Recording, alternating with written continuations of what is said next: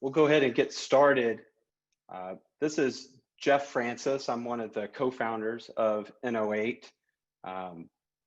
We're really excited about our event today. We're joined by our chief architect, Bill Francis, and Jonathan Campos, who is the CTO of Alto, a well-known local ride-sharing startup that's having a lot of success. So we're really excited to have Jonathan join us today for a chat.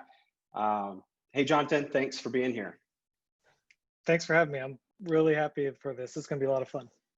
Yeah, definitely. I think, you know, when we first started talking about the concept of doing this webinar, you know, it kind of came together pretty nicely. What we really had envisioned was, you know, picking technology leaders that can kind of come on and talk about their successes, current challenges, how they do things, maybe share some success tips and ways that they've found to handle their own digital product development efforts, and share that with an audience that's probably pretty cross-functional.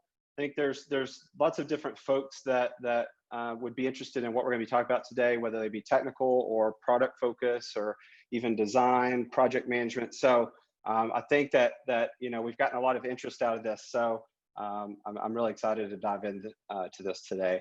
I mentioned also we've got our architect from N08, Bill Francis, on the call. Hey, Bill, thanks for being here today too. Sure.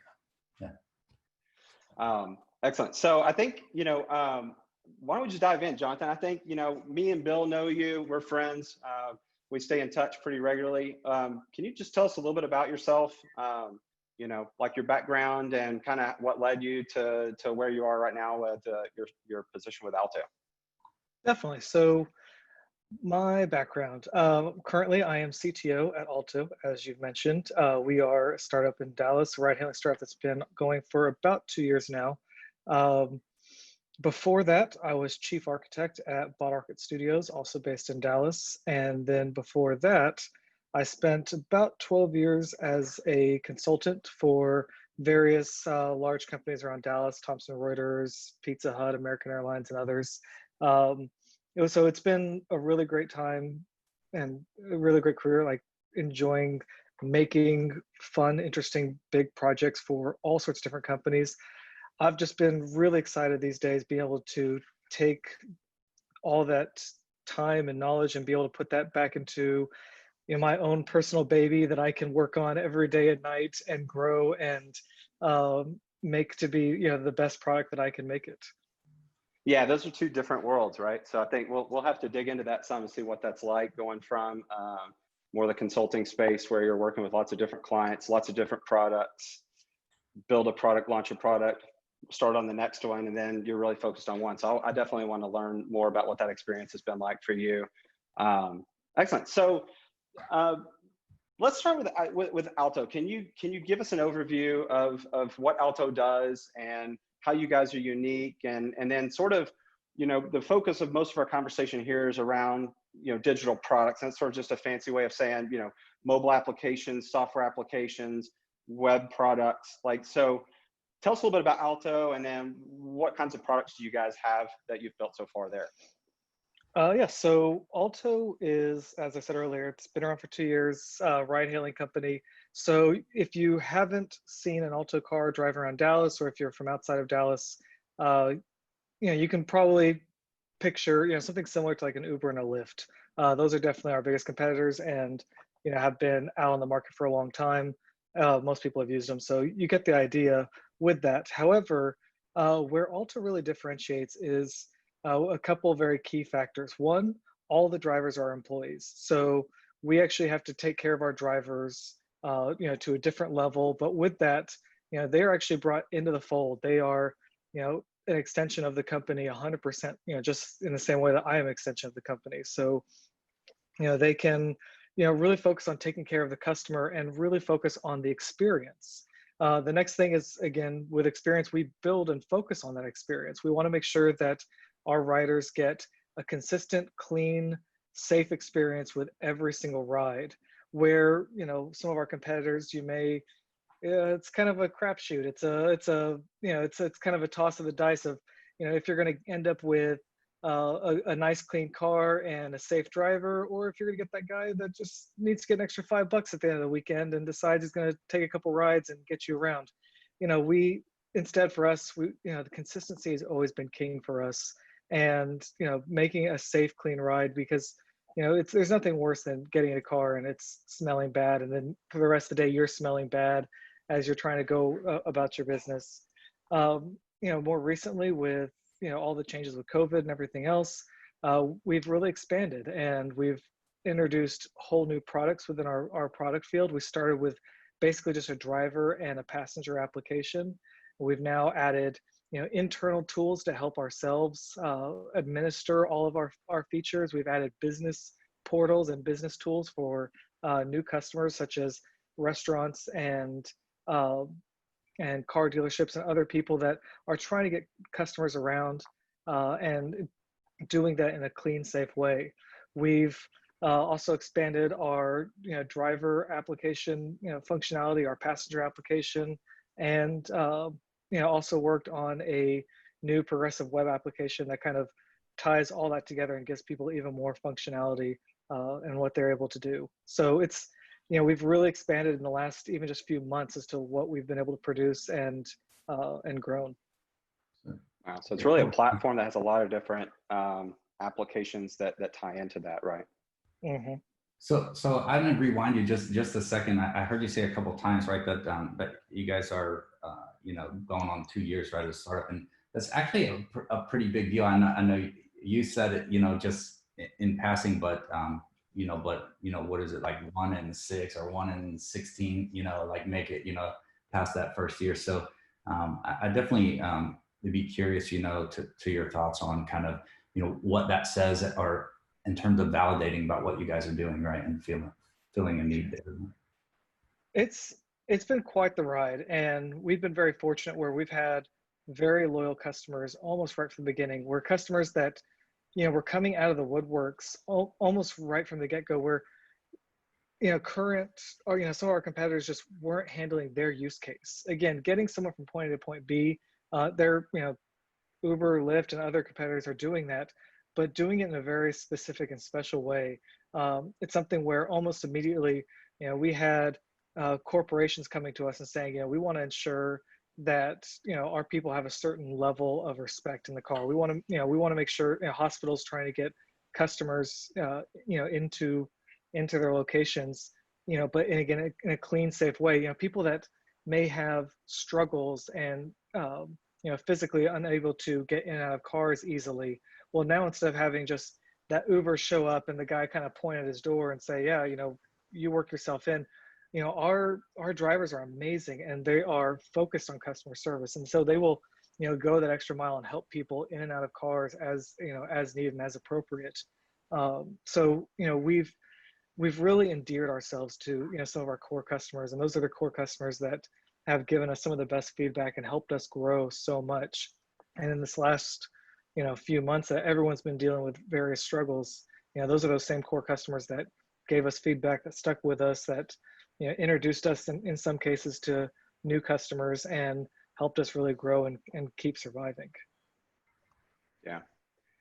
So Jonathan, can we talk a little bit about just give us a broad overview of your team and sort of how you guys approach managing and developing your product, right? I mean, it goes beyond just the development piece of it, right? So could you kind of give us sort of the real high level view of kind of the roles on your team and how you guys sort of approach that generally?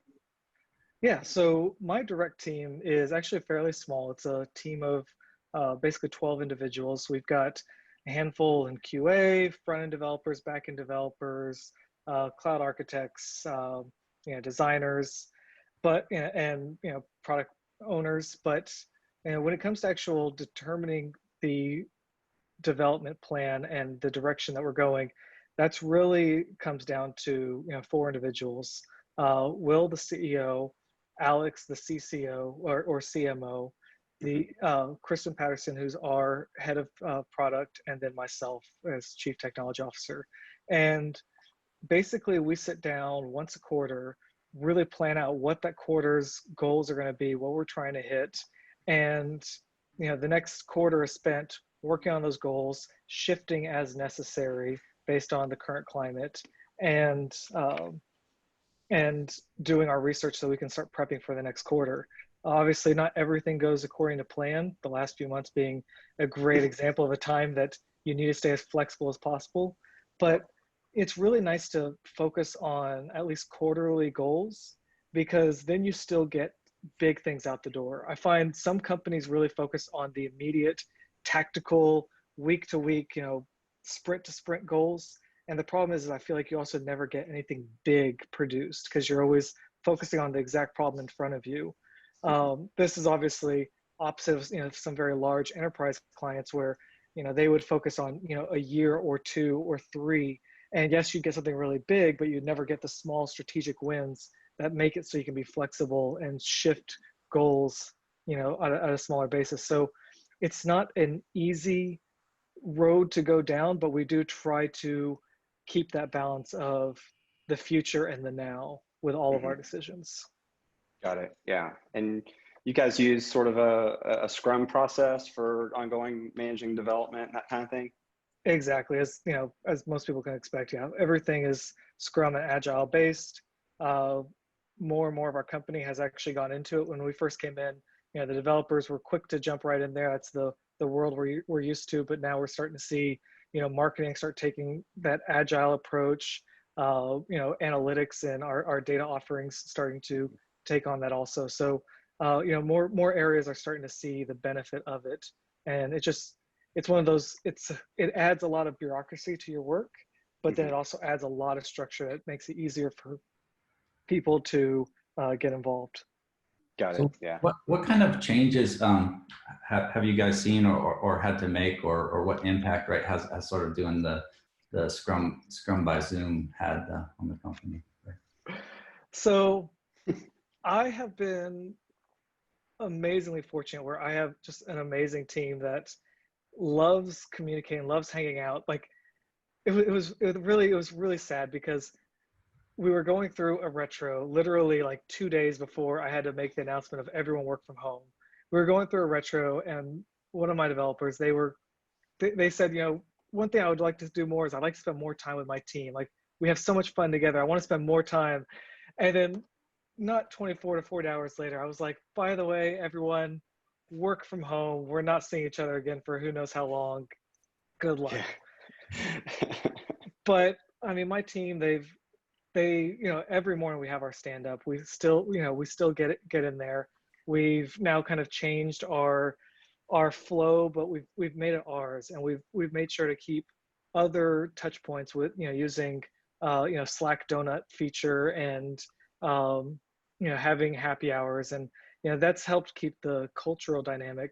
But with that, we've also, because we'd already been doing Scrum for a good year, it made it really easy to keep the process going. We still have our 2-week sprint plannings. We still have our retros. We have a midweek checkup. We ensured that anytime we do big pull requests, people get on calls. Some of the big rules that I set early on for the team to kind of help that in-person, that face-to-face process keep working is I made sure to push for anytime you get into a conversation more, in Slack that's more than like 2 or 3 back and forths, jump on a call. In the same way that you would just eventually like look across the room and just talk to somebody, jump on a call. Let's get people together. Let's get those webcams actually turned on. So if you've got everyone jumping on calls and turning off their webcams, they're probably less engaged. So it just keeps that very personal aspect. And I will say that it's the team itself that keeps that going so successfully. Yeah, I heard a couple things in there that I think are pretty interesting. Startups are great studies when it comes to building software because you really have to be very careful about how you use your resources, right? And I think we see a lot of times people cut out some of the ceremonies. So you mentioned retros, right? Retros is one of those things that's the first that I see gets cut off the list. So it's like, we don't need to do retros. We don't have time for retros. We got to get this sprint finished, right? And you lose so much opportunity there to really increase velocity, learn, get better, communicate across the team and understand how all of you can kind of collaborate a lot better together, right? And so I heard that, and it's nice to hear that, because that oftentimes those things fall to the wayside pretty easily. And just make the team feel heard, right? That's one of the worst things, right? Is to cut out the ceremonies that aren't necessary, where the team has a chance to give you their feedback about how. Yep. Yep. 100% couldn't agree more. Where people, they need to be heard. You need to have those moments, and yeah, it's sad to hear that people would actually cut that out. That's something that we find just so enjoyable. And yeah, I didn't know that many people were cutting that out, just because for years that's always been such a cornerstone of what we've done. But it's sad to hear. Yeah, even small things down to like on showcases. We've found too that letting the developers that built the feature be the one to demo, that's like a really cool opportunity for them to be able to show their stuff off, right? So, you know, there's a lot of nuance in even conducting a lot of those steps in the process. So, yeah. You know, in terms of trying to keep up with what's going on out there, right?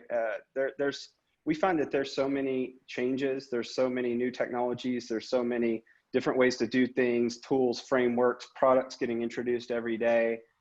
You know, I'd be interested in hearing your take on, coming from, you know, more of a studio or an agency consulting sort of background, and then work on what is it like? You know, has that changed how much you keep up with what's going on out there? And can you share a little bit about anything that maybe has caught your eye that you're keeping a watch on?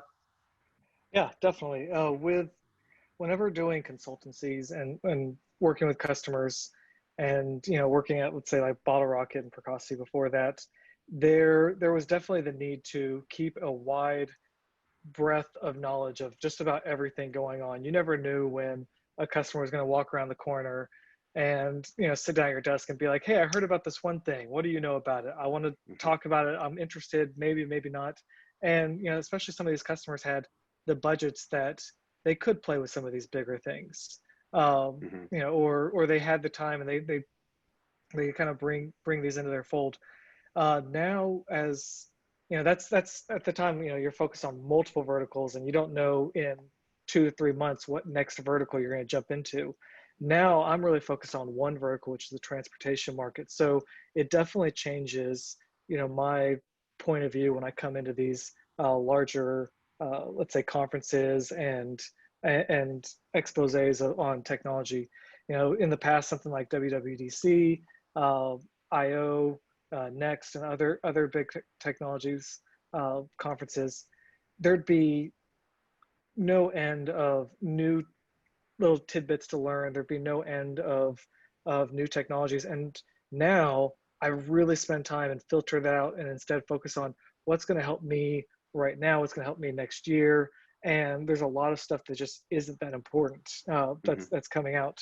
So it ends up that for the last 2 years, my focus has actually been pretty small conferences that are really focused on, you know, transportation, smaller providers, and seeing what individual companies are doing. You know, in that time, you know, I've seen some really cool advancements in glass technology when it comes to, you know, into vehicles and privacy. You know, using glass technology to give people, you know, cones of silence, you know, and being able to have, you know, their own specialized, you know, sound. You know, on top of that, you know, specialized scent providers using actual electronics. You know, it's really interesting, like where, you know, some of these mobile technologies are going. And so for me, it's more finding very individual companies as opposed to large breadth companies. That said, though, we still, you know, run on Google Cloud. We still use Kubernetes. We still use Istio. We still have some very large, you know, technology. We recently signed a large multi-year contract with Google Cloud, and, you know, because of that, you know, yes, we're having to keep up with all of those changes also. Is there anything from a like technology perspective, or maybe even on the feature side, that was far out in your roadmap, and now with, you know, sort of the changes in the push, right, has, you know, jumped to the front of the line? Yeah, so there's quite a few things actually. So right after we launched in December, 2 Decembers ago, we, within the first few months, we realized, one, this is growing really fast, and two, the monolithic MVP application that we were spitting out, or that we had split out, was just not going to last. It was hard to maintain. It was hard to update. We had to wait till all of our customers were offline at 2 in the morning, and then quietly go in like gnomes in the night and make a change to the server and hope that no one noticed. We spent the better part of last year kind of quietly building our V2 application. And as we were getting closer to March, we were actually getting to see the light at the end of the tunnel. We were getting close to being able to release. We had some features within the V2 that we were planning on doing later, probably about now in the roadmap, such as new business portal, new ways for businesses to get involved with our product, as opposed to just doing consumer-based sales where we're going straight to our passengers. Because of how COVID changed things, almost overnight, literally in like a 24 to 40 hour period, we saw our rides go, drop by almost 90%. And, we quickly were having to scramble and pivot and figure out how we can change and grow. Luckily, we were launching our V2 application. This was all built on Kubernetes. It provided us the ability to pivot and change much faster, where we could have multiple during the day releases. Even though it's not great to release a lot, it's like you do want to still test and be sure what you're doing, but it did give us that flexibility to make those changes much faster. And so because of that, we were able to quickly, and I'm talking like within 2 weeks probably, get out a new business portal, a new way for our businesses to get involved. We could start spending, literally we had morning meetings where our sales associates would go out, talk to people, the next morning come back in and say, hey, this is what someone needs to be able to jump on the platform. This is what I need to sell and get that next person. And literally that day, that evening, we were pushing it out, and the next morning I'm telling them, I added this, I couldn't add this. Get out there and go tell them. So yeah, I mean, it was a quick like month or two that we were making these changes and moving stuff forward because of this. And because of the technology and the changes we made, we were very lucky timing wise to have all that work out to where we could make those changes at that time. So I'm hearing that because that technology change that you guys made, when COVID did hit, you guys, luckily the timing worked out where you were able to adapt much more rapidly than if you had not sort of pursued that path earlier. Is that what I'm hearing? Exactly. Like we, internally, when we're planning, the product, we're planning months and, as much as a year out, we know at times we're taking on tech debt, we're making some short-term decisions to move the product forward versus some long-term decisions of things that we need to actually get accomplished. We're making those trade-offs all the time. And so the work on V2, we originally wanted to have this out back October, November time, but we pushed it back because we needed to get certain features out, because of holidays, and we had to work through. Luckily, we had put it high enough on the priority list because the pain of the MVP was getting so great that we moved it high up on the priority list, and March, April time, we were getting that out the door. And it just so happened that was the same time that COVID really came down on us. So overall, not great timing for anybody, but we made lemonade out of those lemons, and we got a new product out the door. And you're kind of in a situation now where you're going to benefit from that for a really long time, it sounds like, right? I mean, this isn't a coronavirus thing to be able to move quick. I think largely in the sort of digital product development realm, a big objective of the game is to be able to move very rapidly with pushing good, valuable features that your users love, right? And the faster you can see that and adapt to it and push changes and get it into a production environment, the more successful you're going to be. That's 100% right. I don't know which product manager I read this from on Twitter, but the way they saw it, anytime that you are working on a feature that's not getting out to production, that is pain that you're causing to your users. That is something you're not giving them. And so for myself, whenever we first started working, whenever I first started working at Alto and with the team, my push has always been, how quickly can we get something from coded to, through testing and to production? How small can we make that gap? And, part of it is the technology and, the actual development part and the testing. But then once that's done, there's always other gates that just get in the way. There's the, you have to wait for this right time for customers to be on the platform or not on the platform. You have to do these migrations. You have to do this work. And everything kind of gets in the way to where, again, with our MVP product, we were talking stuff being built and developed in our testing environment, and now 2 weeks passing before we could actually find a good break to get stuff out. If we missed the window of Tuesday to Wednesday, we were having to wait a whole nother week to get the next set out. And then we had to hold back features from our testing cycle so that we could actually stop and get things out the door. Now, because of switching over to microservices and making our development where we can do blue-green deployments during the day, we've actually made it where we've now opened up all week to having a window for release. So now it really brings down the pressure of, okay, you can only do it during these hours, during these times, to when can testing get done, and then maybe a few checks and get out the door. And just, again, bringing that timeline down from weeks down to days. And we're hoping to keep continuing, continue our work on continuous development, and hoping to get like daily cycles out the door. Those are the next steps. And something I heard you mention too was the technical debt, right? And having that blue-green deployment strategy in place, right, gives you probably some freedom that you didn't have before, not to take on technical debt, right? You're right. That there's still always going to be some debt that you take on. Especially right now with coronavirus, like, our CEO said it jokingly. Will Coleman said it jokingly, but he was right for a while, which is the only debt that we can take on right now is technical debt. So get stuff out the door, like, cut a few corners. It was painful at times, but technical debt is not just stuff that's holding up and getting out the door, but it may also be some shortcuts you're taking. That said, now it makes it a lot easier for us to go through and quietly fix those up on a continuing basis without having to, to really hold up the rest of the production line.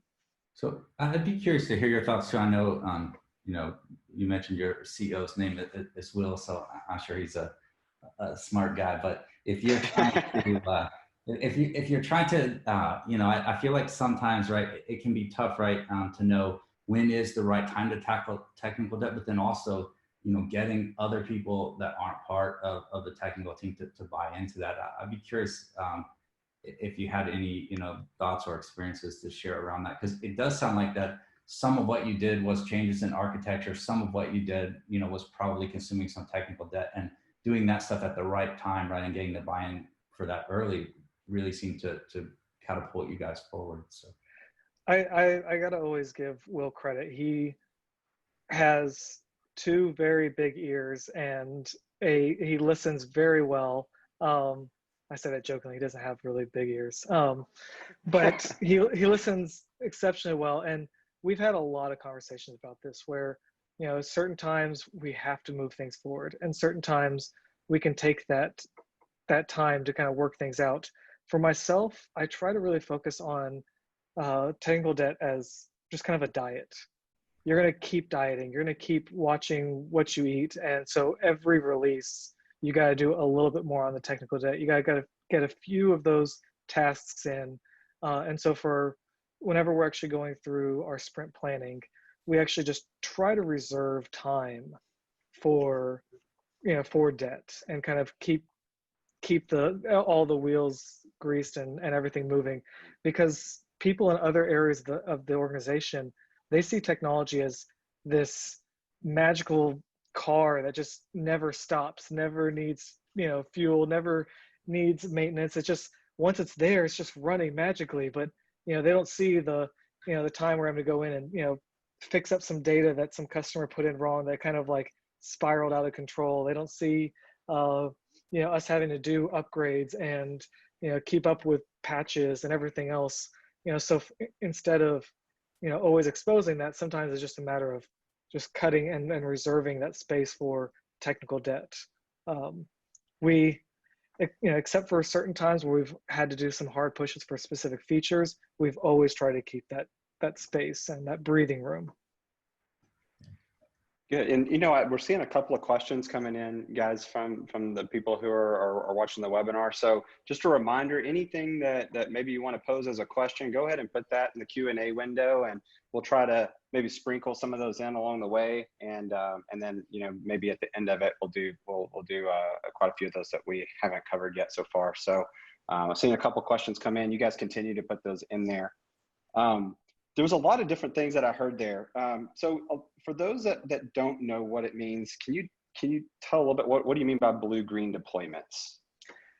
So blue-green deployments are something that's really become in fashion in the last few years, dealing with microservices, and especially now with Kubernetes. The idea is that you have multiple services running at the same time, and using load balancers, using other networking processes, you can actually flow your traffic between different servers. So what I would end up doing is I would actually have, let's say, V1 service running, and I would then put into my cluster the V2 service, and both of them would actually be running at the same time. Then I'd start doing traffic shifting. And so rather than initially, let's say, all the traffic is running to V1, I would slowly start moving traffic over to V2, so that way V1 could be successfully shut down and V2 would continue running, and no one would know the difference because the traffic just slowly shifted over. Then at that point, I can remove V1 and V2 is still running. This is how large companies are able to make deployments kind of live all day long. Got it. So it definitely reduces the risk of doing updates, right? Because you're only exposing a small set of your users to the new version. And then if things look good progressively, then you can speed up the transition then. Exactly. So, once you start talking blue-green deployments, you also may hear idea of a canary deployments, where, you could actually have, let's say part of your, however I'm doing this now, 5 on, okay. So you can actually have, let's say 10% of your users, or in this case, I guess 20% of your users on a specific release. And you can actually watch that release in the wild and make sure, did your error rates go up? Were there any problems? And then you can continue to move things over. For us, it's a little bit more, it's a little faster, but it depends on the release. Some releases we actually do the canary deployments and we really watch and monitor releases. Some of them, because they may be, small minor changes, we can actually have Kubernetes do that much faster and just kind of watch for, some of those golden signals of errors, and then move things over pretty quickly. But again, the more you can automate this, the better. Got it. You may have covered this. We've talked about some things where you've had to choose, but if you had to think about maybe a recent time where you had to make a choice between two priorities that you really wanted to do, can you walk us through, like, what were those two things you were faced with choosing between, and ultimately what did you choose, and why did you do that? So I will say every few months when we do our quarterly planning, this is now where, the three main heads of the company sit down, and we all are, we're all got our little babies that we want to get out the door, when it comes to product. We all have things we want to get successfully out the next quarter. And, there's a lot of trading going on, and trying to make sure that, the company gets what they need. Some things are very obvious for everybody. We need this feature, we need that feature, etc. But, then you start getting to somewhere, where you have a limited amount of time. You have that iron triangle really pushing against you. You've got, X amount of people on the team. You have, in this case, a quarter. You've got just this amount of time. So now how many features can you fit in? Once you really start determining how many features you can fit in, now that's when the horse trading comes. Like the first few may be obvious. Everyone kind of gets a few wins, but those last one or two is when things get hard. For us, that's when we really focus on the analytics. And, we really try to, follow the example of, of other, product heads where, you start determining, okay, is this a 1x improvement? Is this going to be iterative and kind of move the ball a little bit? Or is this going to be a 10x improvement? And we really try to focus more on the 10x improvements. But sometimes you need, this is the strategic versus tactical. Like, what do I need to get working tomorrow versus what do I need to get working maybe a month from now? If all things are equal, obviously you want the thing that's going to give you the highest ROI. But typically things are not equal. You have to make that decision of, I've got 10 clients asking for this now, or I might be able to bring in 100 clients with this new feature. And for that, we go back, we've set up communications with customers. We've been watching the analytics, and we use all of that to kind of make those decisions. We're not always right, but everyone kind of agrees and moves forward, and we hope that the customers agree also. Yeah, and those get to be tricky decisions, right? I've seen software companies where they really start to have success, and they go and they bring on that really huge client that they had been dreaming about, and they get the bear hug, right? When that client asks for features, and so being a product owner in those scenarios can be pretty tough, right? Because you have to balance a lot of different priorities. So, as a quick call out, because of my relationship with Google over the years, we were very fortunate to be invited in as part of the Google for Startups program. And with that, we got some mentorship from, some very big, heads of product at Google. And well, we had some really interesting meetings where, they really kind of broke down the way that Google does this process. And for them, it's really about experimentation and how quickly can you get a test. I will say this is something that I didn't think about directly, but I definitely would advise clients in the past. Like they put a nice way they put it in a nice communicated way where in the past I would say, like, how quickly can you get something on pen and paper and test it? For them, it's, how quickly can you test? How quickly can you iterate quickly? If you can do 1 or 2 iterations pretty quick and then determine whether it's good to go or not, that makes life a lot easier, as opposed to spending months working on some giant feature and not be able to iterate. Again, this goes back to agile, but it makes it even more, it makes you even more challenged for those decisions and try to push to kill decisions as fast as possible. So yeah, just something to throw out there, focusing on the 10X. So my ears perk up, right? Every time I hear someone say that they use analytics to make a decision.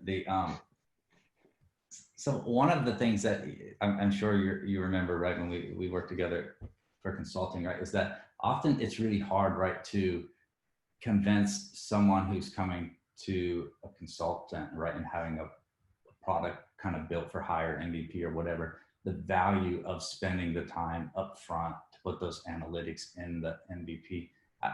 I'd love for you to maybe, if you could touch on just a little bit of how important that is for you guys in steering the direction of your product and making those important decisions. So that's a great question. This is something that for years always bothered me, where I'd work with these very large companies and analytics was usually the last thing on the last sprint that someone would put in. They'd call in that other group, that quote unquote analytics group that they would kind of bring in, and they would just kind of come in and sprinkle a few bits of analytics across, the application. And that was supposedly enough. For us, we actually switched that and we really pushed for analytics right from the beginning. Like once we determine what our quarterly goals are, our head of product sits down and works with our analytics folks and works with our data architects and figures out what are the key metrics that are going to come out of this next quarter. Do we have those analytics already? Are we pulling that data already? Do we need to come up with new processes to pull that data? But how are we going to determine what is the measure for success and how are we going to actually measure it. By doing that early on, and this takes time and effort, but by doing that early on, you can really ensure that you get those metrics, and as soon as stuff starts going out the door, you can start watching them. If you wait till after the fact, it's either going to be forgotten, you're going to lose, a couple months worth of data that may be really important for those immediate decisions right after release. You got to flip the script and start with analytics. It's such an important step, right? I think if you had to think about these key points in sort of bringing a product to life, defining success, that has to be at the very beginning. You have to know, how will we even know if we hit the mark, right? And one of the questions that I love to use, because I feel like it just kind of gets to the heart of it, is if we were to fast forward 6 months from now or 12 months from now, depending on how big the effort's going to be, right? And we look back, what would we have to see in order for us to know that we were successful, right? And how do we measure it? And then that oftentimes leads us to what's the metric or what's the analytics that we need to figure out a way to capture. Yeah, exactly. So we had a question here that I think may fit in kind of good to where we're at right now. So Kyle was asking, do you have any suggestions on how to effectively keep a Scrum team focused on the quarterly deliverables when they're so involved in the daily tactical or sprint goals? It's a good question. It is a good question. And a lot of it is based on your team and your team structure. So for myself, we've got a couple different levels within the team where we've got, more of the people that are focused on the sprint by sprint work versus the quarterly work. For those that are in the sprint by sprint work, we definitely keep them up to date with, these are the releases that are going to be going out. These are the big goals we're trying to hit. They may shift, but this is what we were trying to hit. But then we really focus on the more tactical, like this sprint we're doing this, next sprint we're prepping for that, and we have with that it's the typical agile Scrum process where we have sprint planning, we have our retros, we do a pre-sprint planning where we let them kind of preview and prep questions for the sprint planning, so that way they're not coming in cold and having to really it makes it where it just takes some of the stress off of the sprint planning and making it successful. On the upper end though, we use some various tools within Jira for the roadmaps, where we keep up those roadmaps and those Gantt charts pretty high on everyday list, where I can go through and basically rattle off at any given time the next 4 sprints worth of work, and what the plan is, and what's the order, and what are the key dates. And that's something that we bring up on not on our development team's daily stand-ups, but on our leadership team daily stand-ups. Those are brought in almost every day, to where the whole organization knows this is what's coming. I have different members of the organization that try to influence that by giving me and the product team information about what our customers are saying, but it's really about just keeping that communication very open. So by moving it to Jira and by moving it to those roadmap boards, it made it where anyone could see that at any time. I hope that helps, Kyle. So something else I'd add to it that I think having worked together with John before, that he'd probably agree with, is that buy-in, right? Like maybe the guys the team that's doing the day-to-day sprint, right, is not necessarily in that quarterly planning meeting, but getting everyone bought into where you're trying to go at the quarter, right? It becomes clear how those sprints are taking you along that journey, and even sometimes maybe they're not, right, and it's important for the team that's working on it to be able to call it out and say, hey, how does this get us closer to our quarterly goal, right? So just a yes and on that. So I got to brag on our head of product, Kristen, a little bit. Almost right from the beginning when she came on board, she was quick to jump right into the analytics. And whenever we would release features, almost the next day she'd be like, this is these are the metrics, and this is how much it's changed. This is how many rides this caused. This is how we've grown. So I want to say that she's done a great job with that, and she has continued to grow, and now is able to start forecasting, like, this is what we think it's going to do, this is how it's going to help us. And so that really, I didn't even think about that, but you're right, Bill, like that buy-in helps, and sharing those analytics really makes it real for people. Yeah, good stuff. So we have talked a little bit about what current challenges. Is there anything else that you kind of think about right now looking forward is going to be kind of the biggest challenge that you and your team are wanting to take on? Like, anything come to mind? So the next thing for our team right now, we've been very focused, I guess you could say, regionally. So, Texas, Dallas, a couple other cities within Texas that we're looking and growing into literally as we speak. But, the next thing is going to be more nationwide presence. This affects, even though technology, you just put it out there and it just works, this now affects a lot of, architecture and growth, and being able to handle, data coming in, streaming in from multiple cities all at one time. So for us, we're actually having to start looking at how our network and how our architecture works at a national and global scale. And, it's pretty easy when you're dealing with one city or even a couple cities, but the challenges grow real fast when you get that large. Luckily, I've got a team that's got some deep background with some very large customers. So it's made it where they could, they can lean on that background. But for some of our junior developers, it's going to be a big learning experience. And I'm excited to see where it goes for the whole team. Yeah. And I think maybe you sold yourself short just a little bit, like, doing a gig economy type application, even in a city, right? It is a lot of work. So, kudos to you guys for, for making it work here. What I heard is you guys have, kind of crushed Uber and Lyft here in Dallas, and now you're taking that to you heard it here. Yeah, you can say that. I'm going to be careful because I don't want, I know that they're watching us very closely, so I don't want to say anything. So maybe an odd question, but what is something that you expected to be really hard that maybe turned out to be easier than what you had anticipated? So through my experience, I've always found that overall the technology is something that can be solved. You will eventually figure out the function. You will eventually get things deployed. I always feel like the hardest part is the people. And, that's when all of your best laid plans falls apart. I will say that I have been extremely impressed with our drivers and their flexibility. I was always expecting the driver and the driver management and working with issues that drivers would have on the road and out there to be the hardest part. But they have really overcome. And in the last few months with COVID and, with this, we've had to change big procedures pretty quickly.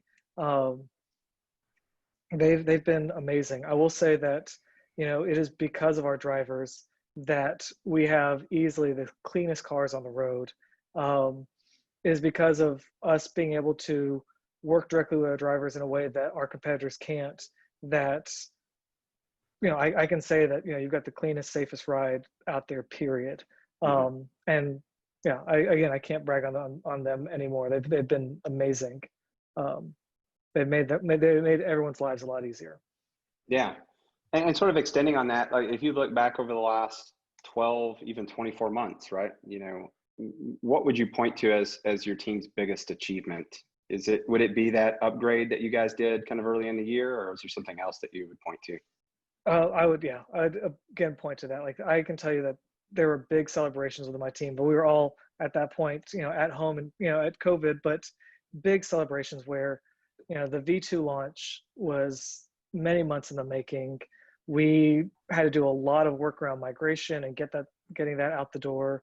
That last month, we slid right into the last day of getting that out, but the team, they really banded together in a way that I rarely see teams do successfully. And they did it all with a smile. And yes, every one of them was ready to take a day off, and every one of them earned it, but we got it out, and it was an amazing feature. And now, now I can say that we've got a platform that we can take on some, some very big companies because of the platform we have.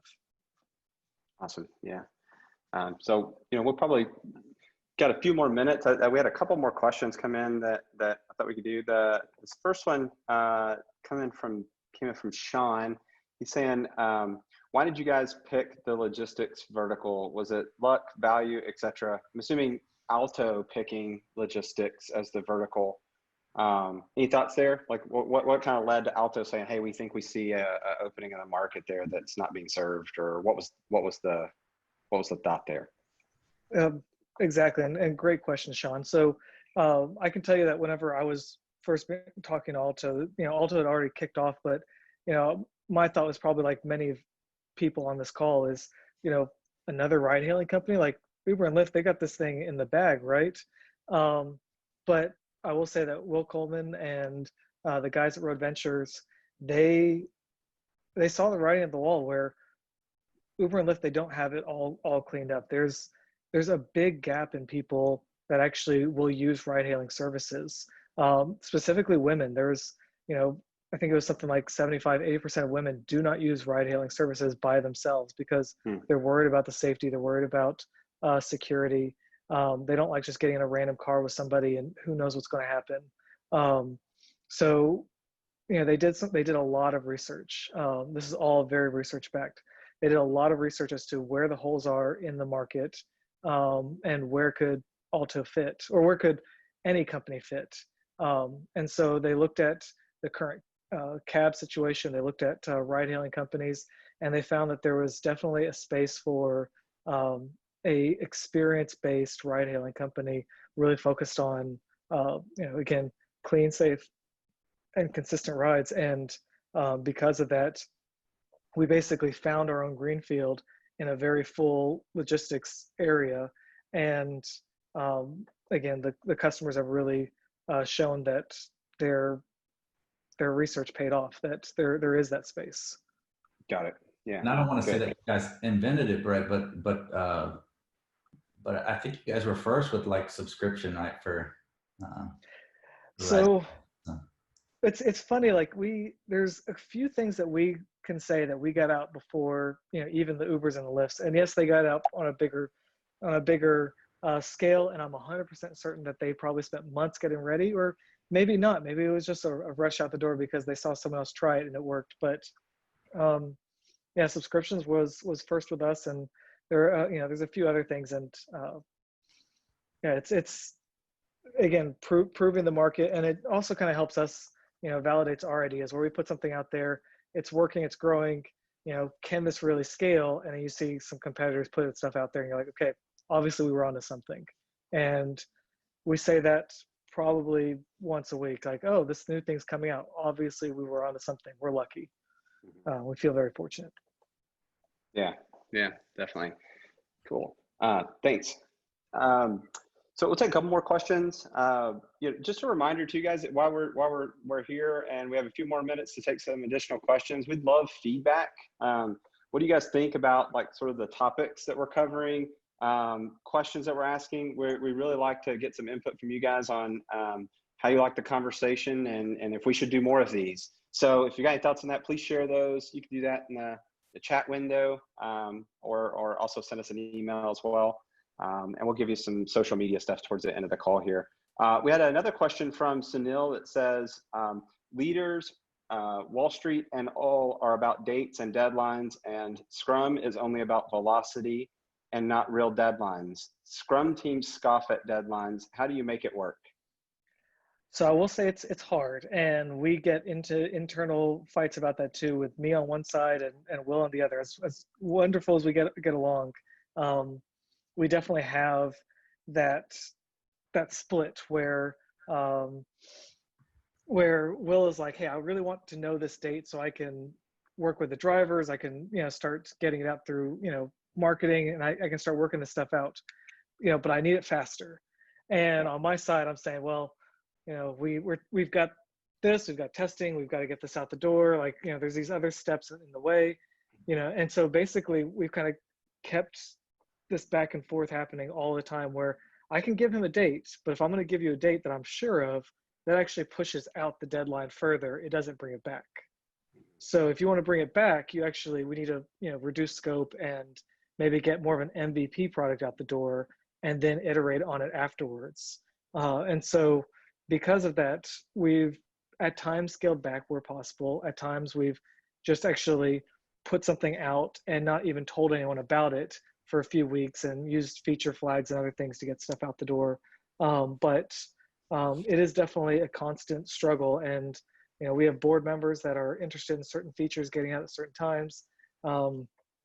We just try to, you know, that's when I kind of lean back on the, you know, years of consultancy experience and do the right amount of padding so that way everyone can be happy and the team isn't the one that gets the pinch. And I think something else that's really important that I've seen is the trust, right? Like getting agreement, right, from, you know, two different sides of the house is really hard. Once you come to that agreement, right, then you need to treat that like it's a commitment, right? Because as soon as you don't meet those commitments, right, then you lose that trust and it becomes really difficult, right, to have that sort of bargaining power that you need in the future when the team needs more time to get a feature correct. Yeah, I will throw this out there as a quick little anecdote, and I know we're getting near time, so I'll try to be quick. But this is one lesson I learned through another startup that I was on years and years and years and years ago, where the CEO really ran the technology, and the problem is because of his position and what he saw out there, he really kind of followed the shiny object, and it was one little win after one little win, and then one change. And yes, we're halfway through something or a quarter of the way through something, but now this new person came in with this new idea. We've got to now build that. And honestly, the company never got anything out. We were always chasing after that next thing. So I will say, coming on to Alto, that was one of the things that I brought to Will was, you know, this anecdote and telling him, like, I need to make sure that we've got the ability to get stuff out the door. And, you know, so now once we do those quarterly plannings, you know, that's why we bring up our roadmaps so often, is to remind people, like, there are real benefits that you want to see. Like, yes, you know, we might find this exact thing that we need to fix tomorrow, but we may be pushing that back because we know that there's this really big win that we want, and we've all agreed on this. And sometimes we push it back. That's the whole point of Agile. Like, you want to be able to shift when you need to. But when you put it back into the priority, when you say, okay, we can't add that, here was the current priority list, is it bigger than some of these things? Those reminders happening on a daily level keeps people moving in the right path. And if something wins and is more important than those other items, great. And we all would have agreed on that.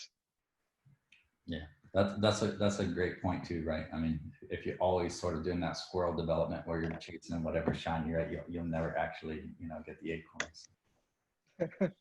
I like that. Awesome. I'm gonna use that. Squirrel development. That's a new Bill-ism. I haven't heard that one yet, so that one's even new for me.